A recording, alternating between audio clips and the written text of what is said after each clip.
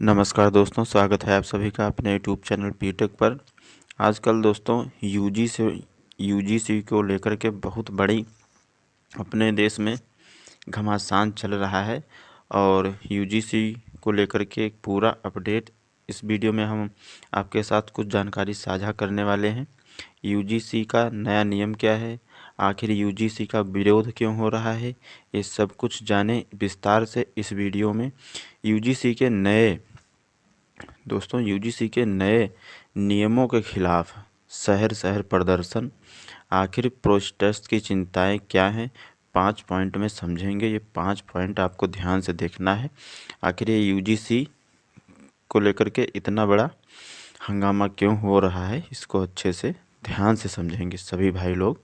चलिए शुरू करते हैं, लेकिन सभी लोग भाई लोग वीडियो को लाइक कर दो और चैनल सब्सक्राइब करके बेल आइकन प्रेस कर दो, ताकि ऐसे ही नए नए अपडेट आप सभी को मिलते रहें। अब ध्यान से समझेंगे।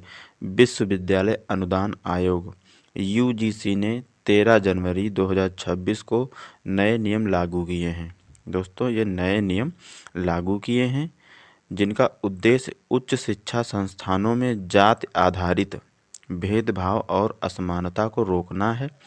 इन नियमों के तहत सभी विश्वविद्यालयों और कॉलेजों में इक्विटी कमेटी, इक्विटी स्क्वाड और हेल्पलाइन स्थापित करना अनिवार्य होगा। लेकिन इन नियमों पर विरोध क्यों हो रहा है? ये जो नियम है, आखिर इन पर ये विरोध हो क्यों रहा है? तो ये 13 जनवरी 2026 को लागू किया गया है।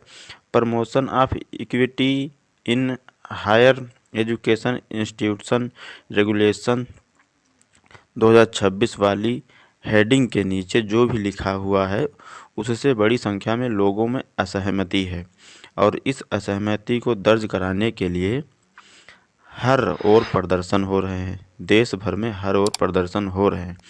दिल्ली में यूजीसी मुख्यालय के बाहर विरोध प्रदर्शन किया गया। लखनऊ में भी छात्र सड़क पर उतरे और उन्होंने सरकार पर भेदभाव का आरोप लगाया। इस बीच सरकार की ओर से पहला बयान आया है, उसमें कहा गया है कि वह किसी के साथ अन्याय नहीं होने देंगे।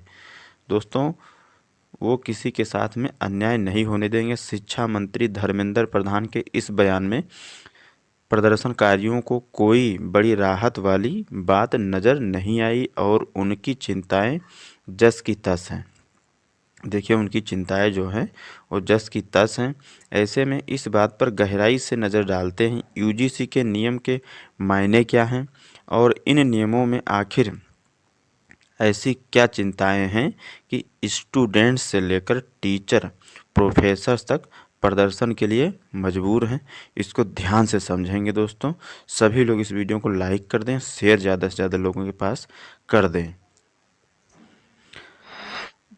पहले यूजीसी की बात समझेंगे, आखिर क्या है। यूजीसी की ओर से कहा गया कि इस नियम का उद्देश्य है कि उच्च शिक्षा संस्थानों में जाति आधारित भेदभाव और असमानता पर रोक लगा सके। नए नियम के अनुसार सभी विश्वविद्यालय और college equity centre, equity squad और आपका इक्विटी कमेटी बनाएंगे। साथ ही 24/7 24/7 हेल्पलाइन भी रहेगी। अगर कोई संस्थान इन नियमों का पालन नहीं करता है तो यूजीसी उनकी मान्यता रद्द कर सकता है या फंड रोक सकता है। यूजीसी का कहना है कि पिछड़ी जातियों जैसे कि अनुसूचित जाति, अनुसूचित जनजाति के खिलाफ शिकायतों में 2020 से 2025 के बीच में 100% से अधिक, 100% से ज़्यादा वृद्धि हुई है। इसके अलावा रोहित वेमुला, इसको ध्यान से समझेंगे, इसके अलावा रोहित वेमुला और पायल तडवी जैसे मामलों में सुप्रीम कोर्ट की टिप्पणियों को ध्यान में रखते हुए यह नियम बनाया गया है। यह नियम 2012 के पुराने नियमों की जगह लाए गए हैं, जो सिर्फ सलाह की तरह थे। जबकि नए नियमों का पालन करना अब सभी संस्थानों के लिए ज़रूरी होगा। और 5 पॉइंट में पूरी कहानी इसमें समझेंगे।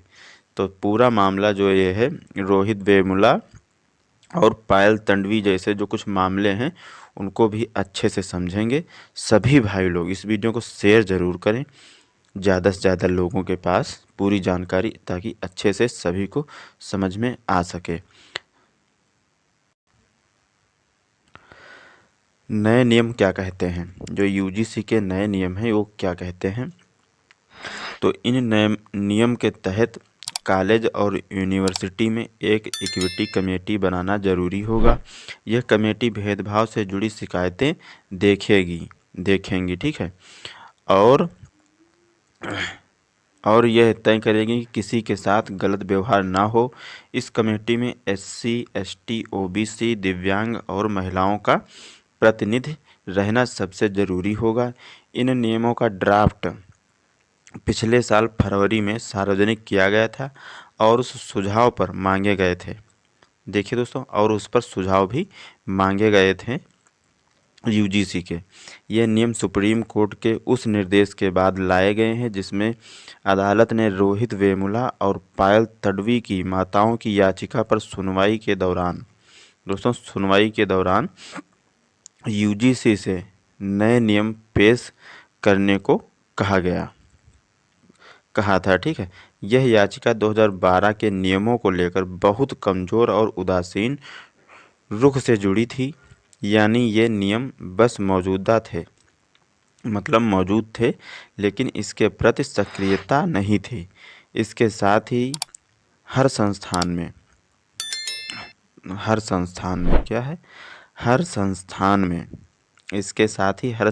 में एक इक्वल अपॉर्चुनिटी सेंटर भी बनाया जाएगा, जो कमज़ोर और वंचित वर्गों के छात्रों को पढ़ाई, फीस, सामाजिक और मानसिक सहयोग भी देगा। ये नियम क्यों लाए गए हैं? तो सुप्रीम कोर्ट ने रोहित वेमुला और पायल तडवी मामलों की सुनवाई के दौरान ये सब बताया था। पायल तडवी मामलों की सुनवाई के दौरान यूजीसी से कहा था कि भेदभाव रोकने के लिए मजबूत नियम बनाए जाएं। इसके बाद यूजीसी ने ये नए नियम तैयार किए।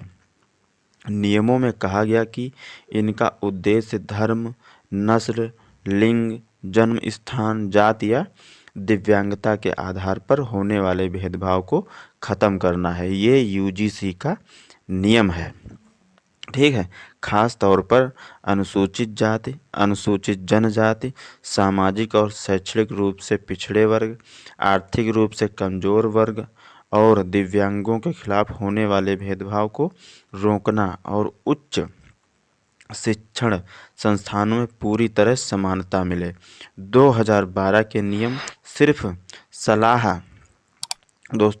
सलाह की तरह थे, लेकिन 2026 के नए नियम जरूरी हैं और अनिवार्य बन जाती है, और संस्थानों को इन नियमों के तहत काम करना ही होगा। यानी इक्वल, बराबर opportunity centre, equity committee, helpline और निगरानी तंत्र बनाने ही होंगे।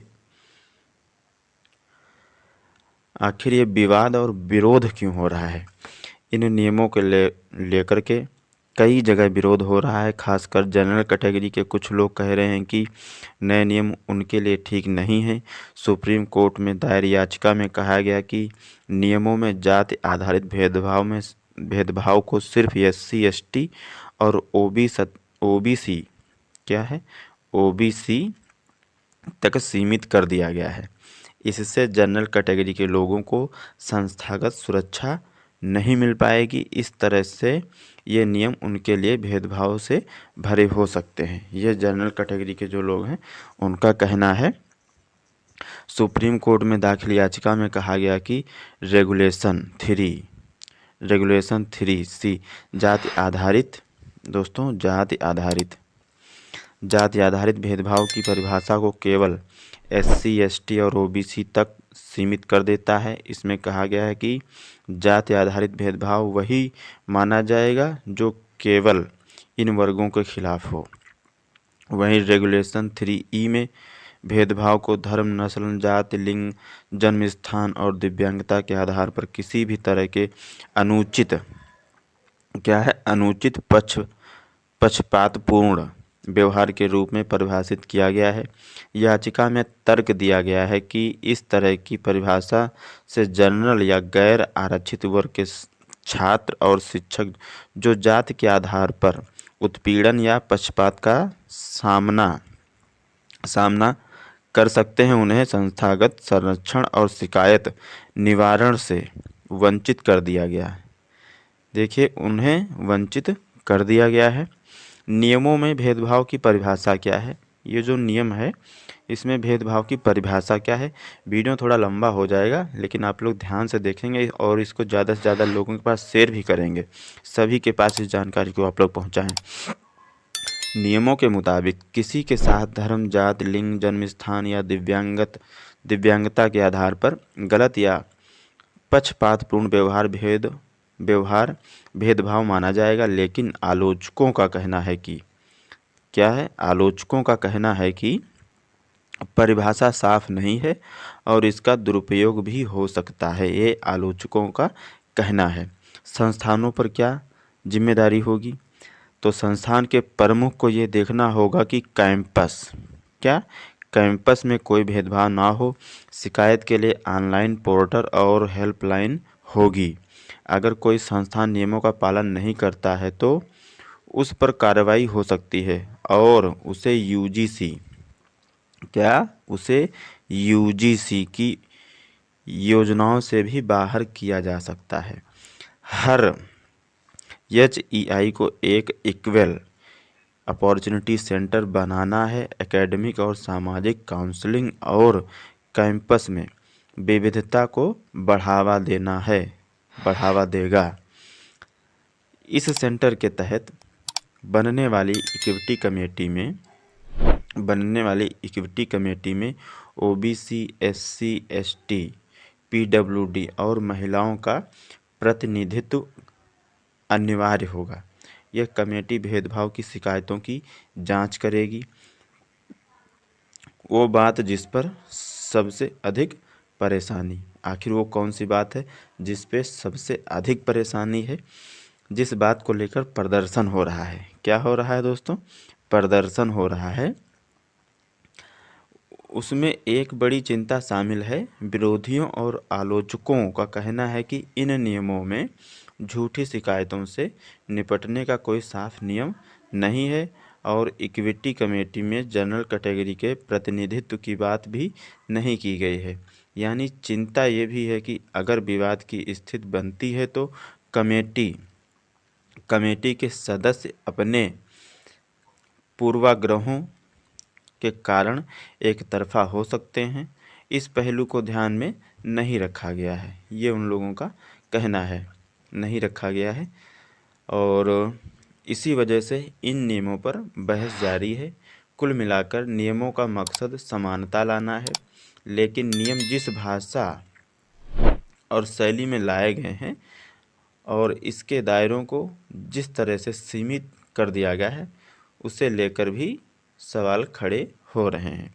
तो ये है UGC का मामला और इसमें जो पूरी जानकारी आपको मिली है, आपको अच्छे से समझ आई होगी कि ये UGC क्यों बनाया गया है, इसके नियम क्या हैं। तो UGC पूरी डिटेल आपको इसमें समझ में आ गई होगी। तो सभी भाई लोग इस वीडियो को ज़्यादा से ज़्यादा लोगों के पास शेयर करें। ये नियम कुछ लोग इसके पक्ष में हैं और कुछ लोग इसका विरोध भी कर रहे हैं। तो ये नई जो भी नया अपडेट हो, ये सब जानने के लिए आप लोग चैनल को सब्सक्राइब करके बेल आइकन प्रेस कर लें, ताकि इससे जुड़ा कोई भी अपडेट हो सबसे पहले आपको मिल सके। लेकिन इस वीडियो को आप लोग शेयर ज़रूर करें ज़्यादा से ज़्यादा लोगों के पास।